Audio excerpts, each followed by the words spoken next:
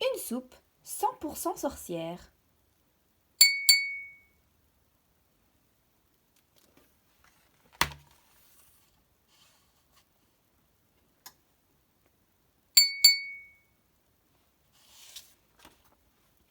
Une soupe 100% sorcière. Une histoire de Simon Cattery et Magali Lehuche.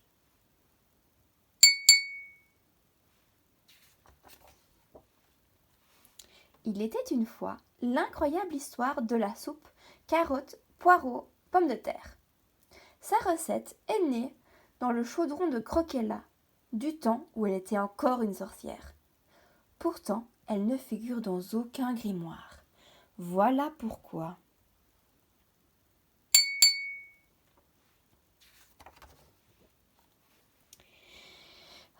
Il commençait à faire bien froid dans la forêt. Croquella se réjouissait d'entendre à nouveau le vent hurler et la pluie tambouriner à ses carreaux. Elle alluma un feu d'enfer, ressortit son vieux chaudron et eut envie de faire un bon plat chaud. Ragoût? Ratatouille? Soupe? Soupe! Croquella n'aimait rien tant que ça. D'abord parce que la soupe réchauffe les mains quand on tient son bol, le nez quand on l'approche de la fumée et le ventre quand on l'a avalée. Et puis parce qu'on peut faire des soupes à n'importe quoi. Crapaud collant, vipère gluante, gland rabougri. Rien que d'y penser. Croquella sentit son estomac gargouiller. Vite, elle mit l'eau à bouillir et attrapa ses bocaux, qui étaient tous vides. Sacre-les-greluches! Pesta Croquella. Quelle étourdie je suis! Que fait une sorcière affamée qui n'a plus rien à manger? Elle file d'un coup de balai dans les potagers d'à côté.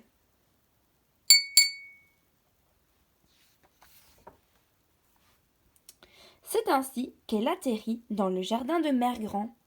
Cette vieille femme ne cultivait que des carottes. Ce sont les légumes préférés de sa petite fille, le petit chaperon rouge.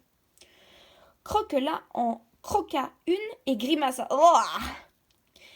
Et un goût sucré, une couleur gaie, voilà bien un légume de fillette. Mais bon, il n'y a que ça. Elle en prit une botte et fila.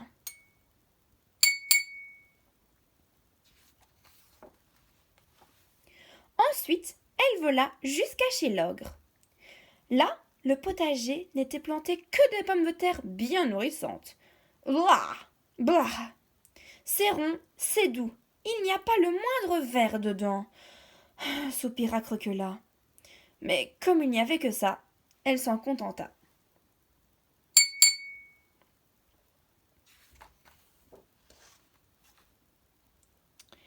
Enfin, elle continua jusqu'à la maison du pauvre bûcheron. Dans son jardin, il ne restait que des poros. Ah! Enfin! Un légume de sorcière, se réjouit Croquella. Ébouriffé et dont l'odeur piconnait.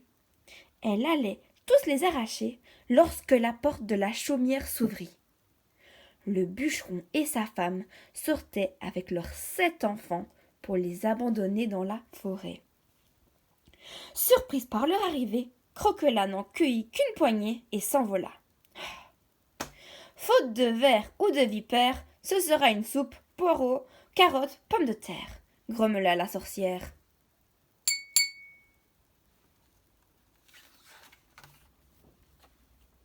Une fois rentrée chez elle, Croquella jeta les légumes dans le chaudron d'eau bouillante, puis rajouta les herbes qui lui restaient. Du laurus, du thymus, de l'origanus. Bientôt s'échappa de sa cabane une fumée à l'odeur délicieusement inconnue. L'estomac de Croquella gargouilla encore plus fort. Ce parfum eut vite fait de traverser la forêt, pour arriver, dans l'ordre, aux narines de la mère Grand, de l'ogre et du bûcheron. Aussi, bientôt, à la porte de Croquella, on entendit un bruit. Ah, la sorcière mixait le contenu de son chaudron.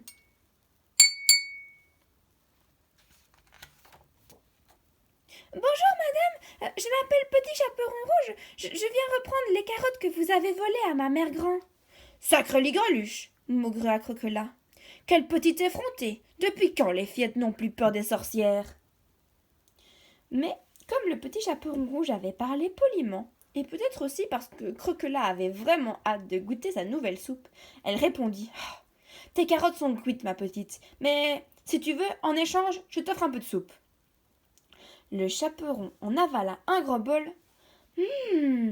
C'est délicieux, La fillette s'interrompit. Juste devant la porte passait le loup. Il se dirigeait vers la chaumière de Mercran. Ni une ni deux, elle saisit une des immenses louches de Croquelas et se précipita vers lui. Le loup, terrorisé, détala, poursuivi à toute allure par le chaperon rouge. Tiens, cette nouvelle soupe est pleine de vitamines, s'étonna la sorcière. Puis elle referma la porte, mit le couvert lorsque...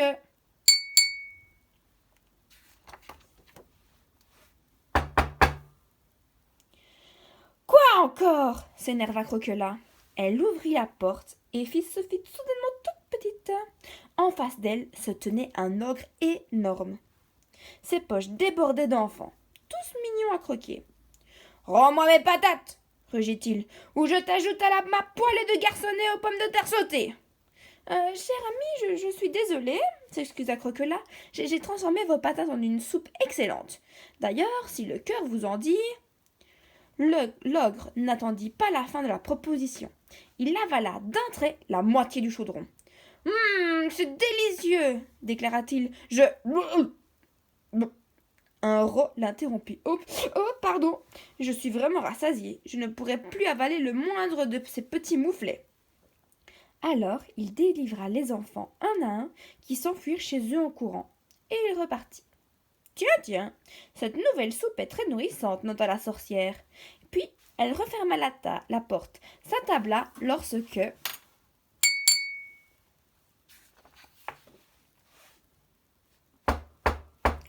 Ah, c'est le bûcheron, je parie, soupira Croquelas. Elle prépara un dernier bol pour en finir au plus vite et ouvrit la porte. Perdu, ce n'était pas lui, mais un de ses fils, le plus petit. Bonjour, s'inclina le garçon. Je m'appelle Petit Pousset et... Croquelas l'interrompit. Tes poros sont dans ma soupe. Tiens, avale ça et rentre chez toi. Bah! Certainement pas, répliqua le Petit Pousset. Je préfère encore me faire abandonner de nuit dans la forêt plutôt que d'en manger. Je venais juste vous demander si vous n'auriez pas aperçu des petits cailloux blancs. Sacre ligreluche, ce Minus repousserait-il ma soupe? Croquelas fut très vexé. Dis donc, mon petit, susurra-t-elle, sais-tu qu'on ne dit jamais blah avant d'avoir goûté? Puis elle tonitra. Mange. D'accord, concéda le Petit Pousset, pas très rassuré, mais seulement une cuillerée alors. Mais c'est délicieux,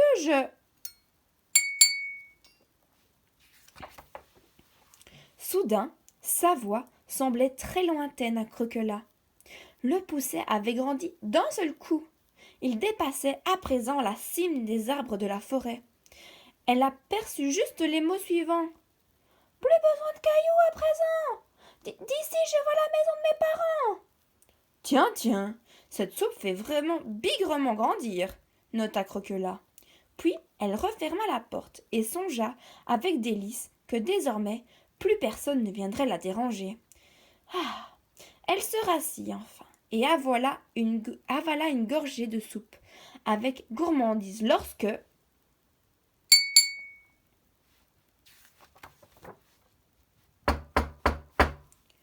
Croquelas faillit s'étrangler.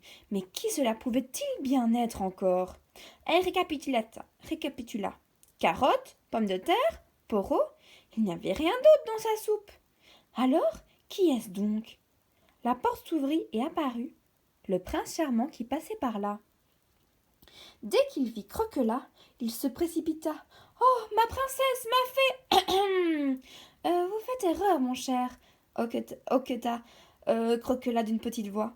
Elle trouvait le prince fort bel homme et regrettait d'avoir avoué cela. Je suis une sorcière, ça ne se voit pas. Le prince éclata de rire. Une sorcière. Allons, allons donc, mamie. Jamais je n'ai vu d'air si aimable, de joues si appétissantes. Sur ce, il l'embrassa. Oh, ça doit être l'effet des carottes, se réjouit Croquelas. Cette nouvelle soupe fait vraiment des merveilles.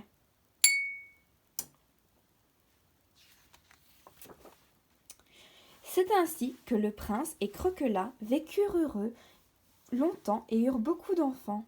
Mais aucun, du plus petit au plus grand, n'aima cette fameuse soupe de Croquelas. Ah, sacre les greluches!